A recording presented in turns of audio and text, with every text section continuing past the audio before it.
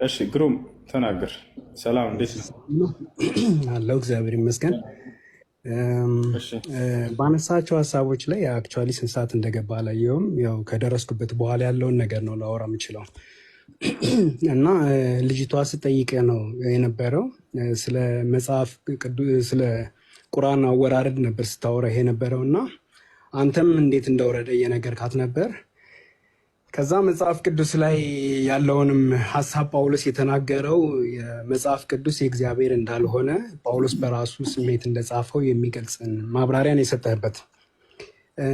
አንድ ነገር ልንገር፣ አንተ አሁን ፊዚክስ ስትማር ፊዚክስን ወይም የሆነ ሳብጀክት ስትማር የሳብጀክቱ እሱን ሳፖርት የሚያደርግ በዛ ዘርፍ ላይ ያለ የተጻፈ መጽሐፍ አለ። እሱን ኮንቴክስቱዋሊ በዛ መሰረት ትማረዋለህ። ሌላ ፊዚክስ እየተማርክ አማርኛ ፔሪድ ነው ብለህ አትማርም። መጽሐፍ ቅዱስን በመጽሐፍ ቅዱስነቱ ከተቀበልከው ራሱን ችሎ ቼኑን ጠብቆ የሚሄድ ስለሆነ እያንዳንዱ ቃል የራሱ ትርጓሜ ያለው ራሱን የሚገልጽ ነው። ያንን ሁሉንም አክሴፕት የምታደርግ ከሆነ አንተ አሁን መሀል ላይ ጳውሎስ ለምሳሌ እንደኔ ብሎ ሞራል ሲያስተምር ሰዎችን የመከረበትን ሀሳብ ይሄ እግዚአብሔር የዘላለም ትእዛዝ የእግዚአብሔርን የዘላለም እቅዱን የዘላለም ሀሳቡን የተናገረበት ክፍል አለ። ከዛ እዚህ ጋር ግን መጥቶ ይሄን የምላችሁ እንደ ሰውኛ በሞራል የሚደረግ መሆኑን እየነገራቸው ያለው ያ ክፍል የሚያወራው ማለት ነው አንተ ያልከው እንጂ ጳውሎስ የጻፈው ሰዋዊ በሆነ ዝም ብሎ የራሱን ስሜት እየዘባረቀ ነው አይደለም።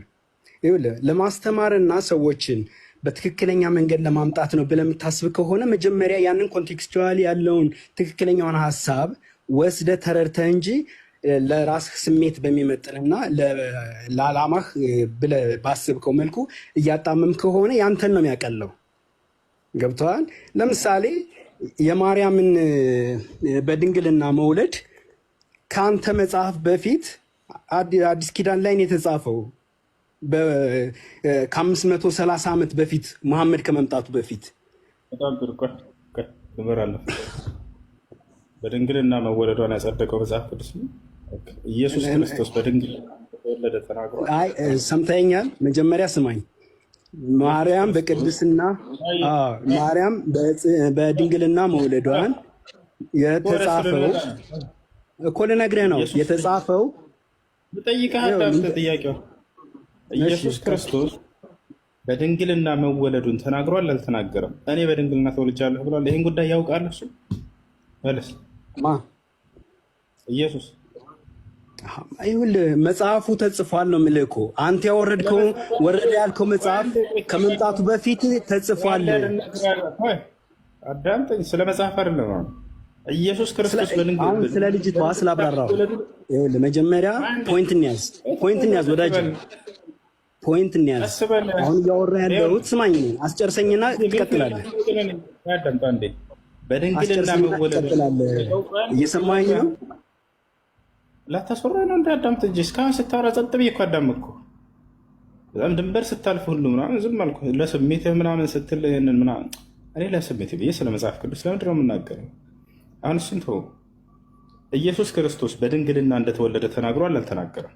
መልስ። ያውቃል ይህን ጉዳይ እሱ? ይኸውልህ ድንግል ትጸንሳለች ወንድ ልጅም ትወልዳለች ስሙንም አማኑኤል ትለዋለች ተብሎ የተጻፈለት መሲህ የተባለው ፕሮሚስ ኬረር የሆነ የተስፋ ቃል የተሸከመ ቃል የሆነ ማንነት ነው የመጣው በቅድስት ድንግል ማርያም። ያ በዚህ ትንቢት ለምን አታስጨርስም? ሰው አንተ ነገርከኝ አይደለ? በሱ ላይ ሀሳብ ልስጥ እንጂ ተነግሮለታል በትንቢት። ፖይንቱን አሁን ይኸውልህ የተነሳውበትን ፖይንት ልጨርስና አንተ ብዙ ደቂቃ ልታወራ ነው። ቅድም ዝም አልኩህና አጨርስም እኮ አንድ ደቂቃ አላወራሁም እኮ አንተ አሁን ኢንተርፊር እያደረግህ ኢንትራፕት እያደረግህ ያለ ትንቢት ተነግሮለታል ድንግል ትጸንሳለች ተብሎ ብለኸኛል አይደለ? አሁን በጣም ጥሩ። ይህ ትንቢት የተነገረው ለእነማን ነበር? ለአይሁዶች አይደለ? ኦፍኮርስ። በጣም ጥሩ። አይሁዶች ማርያም በድንግልና እንደወለደችው ያውቁ ነበር? መልስ። አዎ ያውቃሉ፣ የሚያውቁም አሉ። ከእምነታቸው ተጻራሪ የሆኑት ደግሞ ከእምነቱ ከእሱ በድንግልና እንደወለደች የሚያምኑ አይሁዶች ትንቢቱ ለእነሱ ከተነገረ እነዚህ ሰዎች በድንግልና እንደወለደች ያውቁ ነበር ወይንስ አያውቁም። መልስ። በአይሁድ ሕግ አንድ ሴት ሳታገባ ከወለደች ተወግራ ነው የምትሞተው። ዮሴፍ እየነገርኩህ ያለሁትን እኮ ወለደችው። አይሁዶች መጽሐፍ ቅዱስን ታምናለህ ወይ? መጀመሪያ እኮ ነግሬሃለሁ። አንተ ለፍላጎትህ ነው የምታጣምመው ያልኩህ።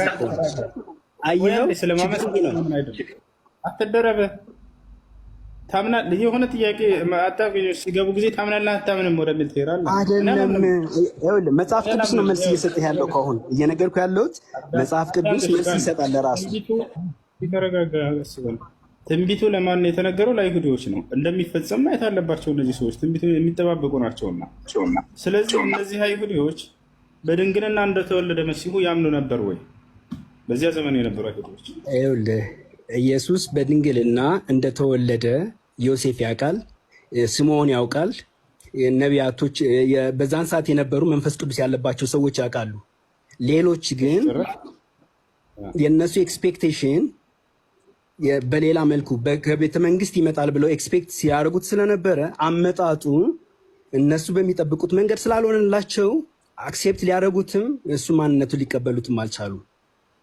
ስለዚህ እነዚ አይሁዶች ይሄ እግዚአብሔር ቃል ግን ራሱ መጽሐፍ ቅዱስ ግን ስላመጣጡ ክሊርሊ በትንቢቱ መሰረት እንደመጣ ቃሉ ያስቀምጧል፣ ምላሽ ሰጥቶበታል።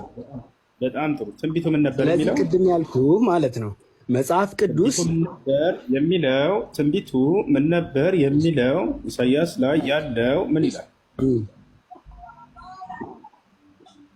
ትንቢቱ የሚለው ልንገርህ እንድነግርህ ነው የፈለግከው? ድንግል ትጸንሳለች፣ ወንድ ልጅን ትወልዳለች፣ ስሙንም አማኑኤል ይሉታል የሚል ትርጓሜ ነው ያለው። ኢሳያስ ይሉታል አይደለም የሚለው አትዋሽ። ይሉታል አይደለም።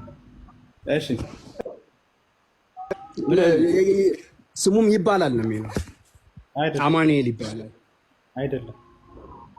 እሺ ምንድን ነው የሚለው? ችግር የለውም። ቃል ገድፌ ከሆነ እታረማለሁ።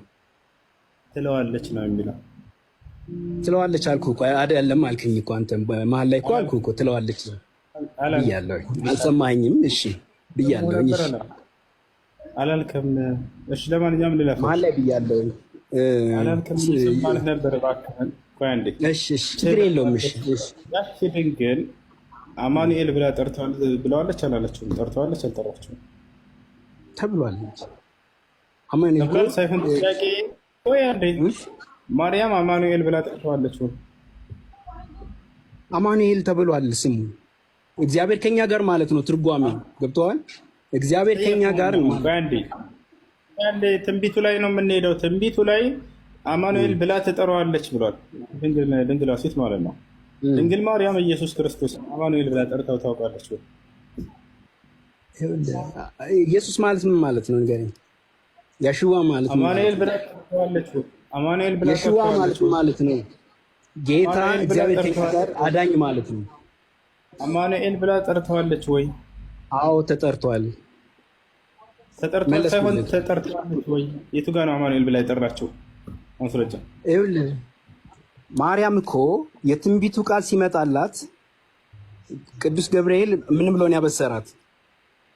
አልጠየቅኩህም? አማኑኤል ብላ ጠርተዋለች ወይ? የአማኑኤል ትርጓሜ ነው የሰጣት ኢየሱስ የሚለውን አማኑኤል ብላ ጠርተዋለች ወይ? አዎ። ማስረጃ ስጠኝ ላውጣ። ኢየሱስ የሚለው ስያሜ ኢየሱስ ጂሰስ ነው አይደል? አልጠየቅኩም። አማኑኤል ብላ ጠርተዋለች ወይ? አማኑኤል ማለት ትርጓሜው አልጠየቅኩም እኔ። አማኑኤል ብላ ትጠራዋለች። የቱ ጋር ነው አማኑኤል ብላ የጠራችው? ይኸውልህ አንድ ነገር ልንገርህ።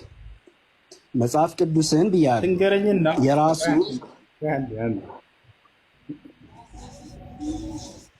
እሺ ታውራሽ በቃ አውራ። ይኸውልህ መጽሐፍ ቅዱስን ብያለሁ ቅድም መጀመሪያ ነው።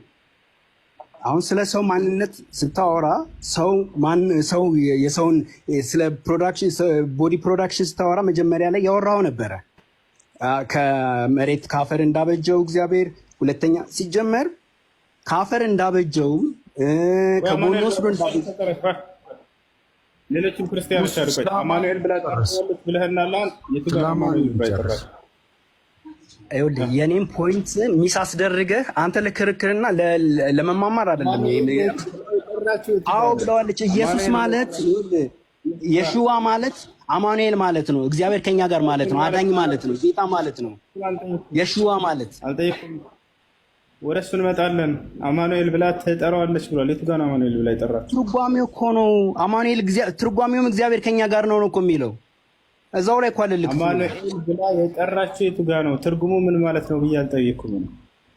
በትርጉሙ ተጠርቷል ነው እኮ እያልኩ ያለሁት። አልሰማኝም አይደለም? ቆይ አንዴ። አማኑኤል ያንን ማቴዎስ ተረጎመልህ እንጂ ይሄ ማቴዎስ አይደለም። ኢሳይያስ ላይ እዛው ላይ ትርጓሜው አለ።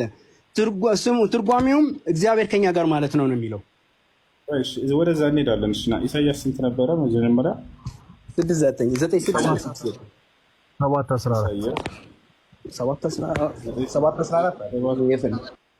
7:14 ነው። እሺ ስለዚህ ጌታ ራሱ ምልክት ይሰጣቸዋል። እነሆ ድንግል ትጸንሳለች፣ ወንድ ልጅንም ትወልጃለች፣ ስሙንም አማኑኤል ብላ ትጠራዋለች። ና በነገራችን ላይ ሁሱ እዚህ ቁጥር 7 ላይ የተወለደው ልጅ የምትወልደው ነብይ ናት።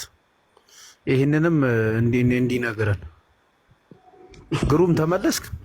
አለሁ ነብይ ናት የምትወልደው ይህንን አማኑኤል። ይህን ታውቃለህ? ይኸውልህ መጽሐፍ ቅዱስ ትንቢታዊ ነው። የትንቢቱን የተነገረው በጊዜው እዛው ላይ አይተው ከሆነ 7 ላይ ምን ይላል? ባድማ እንደሚሆኑ 2 ነገስታት እንደሚጠፉ ምናምን ሁሉ ይናገራል። ትንቢት ሲነገር ተፈጽሟል። የትንቢት እዚህ ጋር ተፈጽሟል። አያችሁ አይደል? ይኸውልህ አንደኛ አስጨርስ፣ ከጠየቅ በኋላ አስጨርስ። ካለዛ ለማደናገር የምታደርገው ጥሬት አንተ አሸናፊ እኔ ተሸናፊ ለማስመሰል የምትሄደው ነገር አይሰራም። ሲጀመር አሁን ያንተን መጽሐፍ አታብራራ ሀቢቢ። ወደ 530 ዓመት በኋላ የመጣን የሰው አታብራራ የአምላክ ቃል ብዬ ተቀብዬ ማምነው አይደለም። አንተ እንደማታምነው መጽሐፍ ቅዱስን ማለት ነው። እኔ መጽሐፍ ቅዱስን ሳምን ግባ። አታብራራ፣ ወደ ሐሳቡ ግባ። ትንቢተ ኢሳይያስ ምዕራፍ 7 ላይ ግባ። ትንቢተ ኢሳይያስ ምዕራፍ 7 ላይ ምን ይላል? ግባ። አዎ ሐሳብ ድንግል ትጸንሳለች፣ ወንድ ልጅም ትወልዳለች፣ ራሱን አሁን ያልከውን አለች ትለዋለች ተባለ። ማቴዎስ ላይ መጣና ነገረህ ትርጓሜውን። በዛን ሰዓት ማቴዎስ እኮ ጆሽ ነው፣ አይሁዳዊ ነው። የዕብራይስጥ ምንድነው ያልኩህ? ትርጓሜን የነገረህ እዚህ ሐሳብ ላይ ምንድነው ጥያቄ ጠየቅኩህ? አማኑኤል ተብሏል ወይ አልከኝ? ተወልዷል። እዚህ ኢሳይያስ ላይ ተወልዷል ልጁ። ለኢየሱስ አይደለም ይሄ ጥቅስ፣ ለኢየሱስ ነው እኮ። ልስጥ መረጃ ማቴዎስ ላይ ለኢየሱስ ነው የሚናገረው። የትኛውን አንተ ማንን ተወለደ እኮ በግድ ነው ያመጡት እንጂ ልጁ እንደተወለደ እኔ ማስረጃ ልስጥ። ማን በግድ ያመጣው እኮ? ልስጥክ ማስረጃ ስጠኝ በለኝ። የኢሳይያስ መጽሐፍ ራሱ ተቀበለዋለህ ወይ? ስጠኝ ማስረጃ በለኝ። ይኸውልህ የኢሳይያስ መጽሐፍ በመጽሐፍ ቅዱስ በመጽሐፍነቱ ትቀበለዋለህ የአምላክ ቃል ነው ብለህ ይሄማ ትንቢተ ኢሳይያስ ላይ አማኑኤል የተባለው ልጅ እዛው እንደተወለደ መጽሐፉን አምነዋለሁ። ትቀበለዋለህ? ምን ብዬ የአምላክ ቃል ነው የእግዚአብሔር ቃል ነው ብለህ የእግዚአብሔርም ቃልም ነው የሰውም ቃል አለበት። እንደዛ ብዬ አምናለሁ። ይኸውልህ እኔ መጽሐፉን ስቀበለው አንተ የፍላጎትን ሐሳብ እኔ ለምሳሌ መጣ ብለህ አንድን ሰው የመጣ መንገድ ላይ ያለንም ገላጭ ነው። የአምላክ ቃል አይደለም ብለን ካላመንን አታወራንም? ስማኝ፣ ለምን እንደማላወራ ታውቃለህ? እሱን የማብራራት ማንነት የለህማ። ፊሽካ ተነፋ። በቃ ግሩሜ ቴንኪው፣ እናመሰግናለን።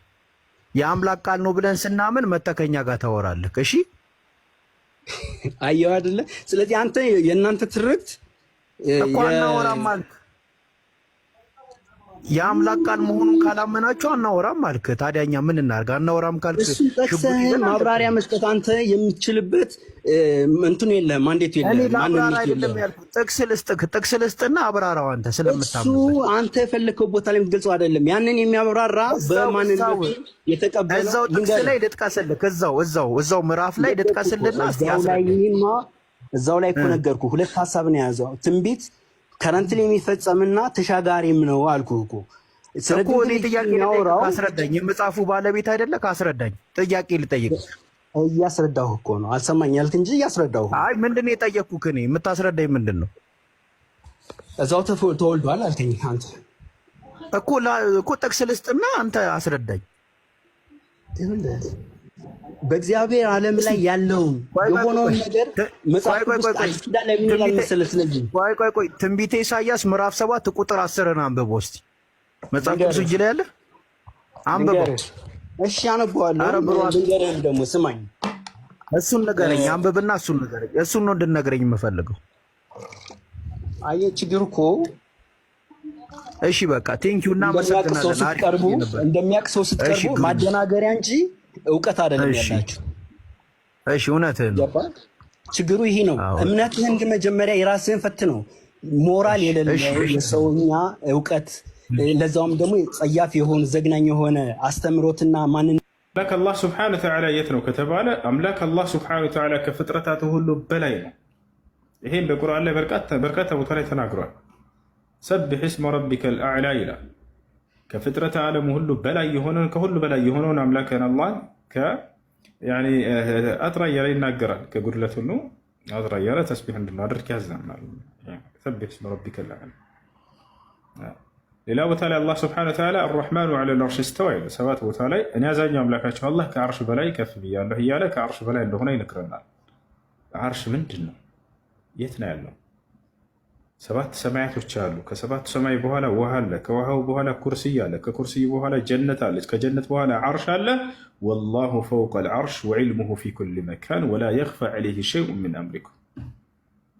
አላሁ አለዚ ኸለቀ ሰብዐ ሰማዋት ይላል። እኔ አምላካችሁ አላህ ያ ነኝ ሰባት ሰማያትን የፈጠርኩኝ አለ።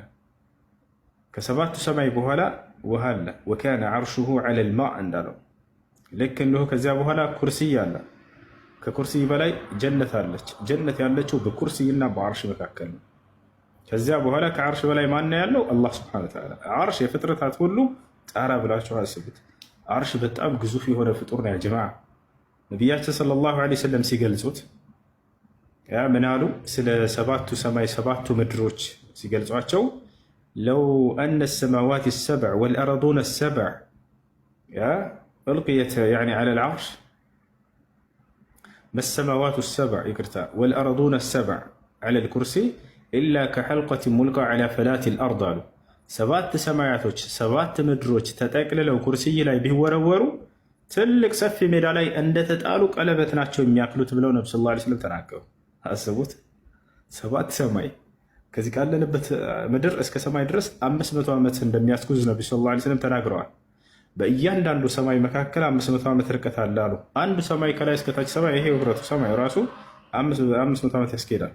ሰባት ሰማያት አስቡት፣ ሰባት ምድር፣ እነዚህ ሁሉ ተጠቅልለው ኩርሲይ ላይ ቢጣሉ ሰፊ ሜዳ ላይ እንደተወረወሩ ቀለበት ናቸው የሚያክሉት አሉ። ኩርሲይን ሲገልጹት ምን አሉ? መል ኩርሲዩ ዐለል ዐርሺ ኢላ ከሐልቀት ሙልቃ ዐላ ፈላቲል አርድ አሉ። ኩርሲይ ደግሞ በዓርሽ አንጻር ሲታይ ኩርሲይ በዓርሽ ላይ ቢወረወር ልክ ትልቅ ሜዳ ላይ እንደተወረወረች ቀለበት ነች ኩርሲይ በዓርሽ አንጻር ደግሞ ነው። ዓርሽ በጣም ግዙፍ ነው፣ በጣም ታላቅ ነው። በቃ የፍጥረት ሁሉ ጣራ ነው። በጣም ታላቅ ፍጡር ነው። ለዚህም ነው አላህ ሱብሓነሁ ወተዓላ ወሁወ ረቡል ዐርሺል ዐዚም ይላል። የታላቁ የዓርሽ ባለቤት የሆንኩኝ ጌታ ነኝ እያለ ይናገራል። እንዳጠቃላይ አምላክ አላህ ሱብሓነሁ ወተዓላ ከዓርሽ በላይ ነው ያለው። ዓርሽ ላይ ተቀምጠዋል፣ ተደላድለዋል ምናምን እንደዚህ ከዓርሽ በላይ ነው እርሱ። ይዟቸዋል። አላሁ ፈውቀል ዐርሽ፣ እርሱ አላህ ሱብሓነሁ ወተዓላ ከዓርሽ በላይ ነው። ይሄ ነው ተቀምጧል። ይወርዳል፣ አንዳንዴ ይወርዳል። ከዓርሹ መውረድ ይችላል። ይወርዳል። መውረድ የሚለው ባህሪ ለእርሱ ጸድቋል ወይ? አዎ መውረድ የሚለው ባህሪ ጸድቋል። የንዚሉ ረቡና ኢላ ሰማኢ ዱንያ ሒነ የብቃ ሱሉሱ ሌይሊል አኺር ፈየቁል መን የድዑኒ ፈአስተጂቡ ለህ ወመን የስአሉኒ ፈአዕጢየህ ወመን የስተግፊሩኒ ፈአግፊሩ ለህ። ይህን ነቢያችን ሰለላሁ ዐለይሂ ወሰለም ነግረውናል። መውረድ የሚባለው ግን ምን አይነት ነው? አሁን ቅድም እንዳልኩህ አምላክ በማንነቱም በምንነቱም በባህሪውም ከፍጥረቱ ጋር በፍጹም አይመሳሰልም። ይዟቸዋል አይደለ? ከማንም ጋር አልመሳሰልም ብሎ በቁርአን ላይ በርካታ ቦታ ላይ ነግሮናል። የእኛ መውረድ እኔ መውረድ ሲባል ለምሳሌ እዚህ ላይ ተቀምጫለሁኝ አይደለ? መውረድ ሲባል ከዚህ ወርጄ እንደዚህ ማለት ነው። እርሱ አወራረዱን እንዲህ ነው ብለን ይህንን እንትን ማለት አንችልም። ቦታቸው አለርና ያ ነው አላህ ስብሐነ ወተዓላ በባህሪያቶቹን ከይፍያዎቹን እርሱ ነው የሚያውቃቸው። አደምን በእጆች የፈጠርኩት ይላል። እጆቹ እንዲህ ናቸው ብለን በእኛ በራሳችን ተፈላስፈን የምንገልጽ አይደለም። በእጆቹ ፈጠረው የሚለውን እናጸድቃለን። እጅ እንዳለው እናጸድቃለን። እጆቹ ግን ማንንም ከማንም እጅ ጋር እንደማይመስል እናጸድቃለን። ቦታቸው የመጀመሪያው ምንድነው? ኑስቢቱ ለሁ አልየድ ሊአነ አላህ ስብሐነሁ ወተዓላ አትበተ ዛሊከ ፊ ኪታቢህ ወአትበተ ለሁ ረሱሉ ሰለላሁ ዐለይሂ ወሰለም ፊ ሱነቲህ ኑስቢት አልየድ። ሁለተኛው ምንድነው? ወኑንፊ አነሃ ሙማሲላ ሊአያድ ልዕባድ የፍጥረታትን እጅ አትመስልም ብለን ደግሞ እናጸድቃለን። ሁለተኛው በተቻለ። ሶስተኛው ምንድነው? ወላ ኑከይፍ ከዛሊክ እንዲህ አይነት እጅ ነች ብለንም አንገልጽም። እነዚህ ሶስቱን ነገራቶች ስለ አላህ ባህሪ ልታውቁ ይገባል። አንደኛ የመጀመሪያው ምንድነው? ኢስባት ማ አስበተሁ ላሁ ሊነፍሲሂ ወማ አስበተ ለሁ ረሱሉ ሰለላሁ ዐለይሂ ወሰለም ፊ ሱነቲሂ ምን ገይሪ ተሕሪፍ ወላ ተዕጢል ወላ ተሽቢህ ወላ ተምሲል። የመጀመሪያው ማጽደቅ ነው። ሁለተኛው ከፍጥረታት ጋር በፍጹም እንደማይመሳሰል ይሄንን መናገር ማጽደቅ ነው። ሶስተኛው ደግሞ ከይፍያ አለመግለጽ፣ እንዲህ ነው ብለን እናተራሳችን አለመግለጽ ይሄ ነው። ስለዚህ አሁንም መውረድ የሚለው ባህሪ በዚህ ልክ ነው የሚያዘው። ይወርዳል። መውረድ የሚለው እናጸድቃለን። አወራረዱ እንደ ፍጡር እንዳልሆነ እናምናለን። አወራረዱ እንዲህ ነው ብለን ደግሞ እኛ ከራሳችን አንፈላሰፍ። እንደሚወርድ ነግሮናል። ይወርዳል ብለን አሁን ግዴታ። እሺ ጥያቄ ያለ ይቀጥል። የሚቀጥል ሰው ከሌለ ሮሜ መጽሐፍ ቅዱስ ካለክ ቅዱስ ሮሜ 9:5 ፈትልንና እንድታስረዳን እሱ። እሺ ሮሜ 9:5 ላይ እንግዲህ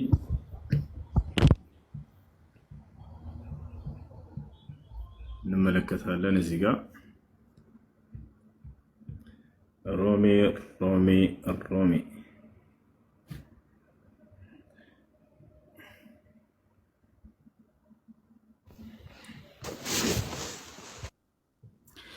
እሺ እዚህ ጋር ይታያል አይደል?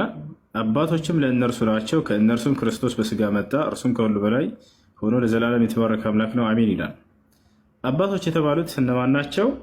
እነ አብርሃም፣ እነ ይስሐቅ፣ እነ ያዕቆብ ናቸው አይደለ? ከኔ ጋር ነው ይሁን። አባቶች እነርሱ ናቸው፣ ለእነርሱም ናቸው ይላል። ለነማን? ለእስራኤላውያን ናቸው። ያውና ከላይ እስራኤላውያንን ይገልጻቸዋል።